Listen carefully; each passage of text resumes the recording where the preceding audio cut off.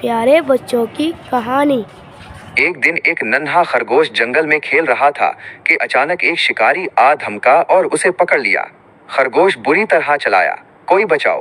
پاس کے درخت پر بیٹھا اس کا دوست کوا فوراً اڑا اور شکاری کے سر پر اپنی چونچ مارنے لگا۔ شکاری گھبرا گیا اور خرگوش کو چھوڑ کر بھاگ نکلا۔ خرگوش نے بہت خوشی سے اپنے دوست کوے کا شکریہ ادا کیا۔ اس دن خرگوش کو یہ بات اچھی طرح سمجھ آ گئی کہ سچا دوست وہی ہوتا ہے جو مشکل وقت میں کام آئے، نہ کہ صرف کھیل کود میں ساتھ ہو۔ خرگوش نے کوے کو فوراً گلے لگا لیا اور کہا، آج تم نے میری جان بچائی۔ کوا مسکرایا اور بولا، دوستی کا یہی مطلب ہے، ساتھ دینا۔ دونوں خوشی خوشی جنگل میں واپس چلے گئے۔ آج ان کی دوستی اور بھی مضبوط ہو گئی۔ سبق: ہمیشہ سچے دوست بنائیے اور دوسروں کی مدد کیجیے، کیونکہ دوستی کا اصل مطلب ایک دوسرے کا ساتھ دینا ہے۔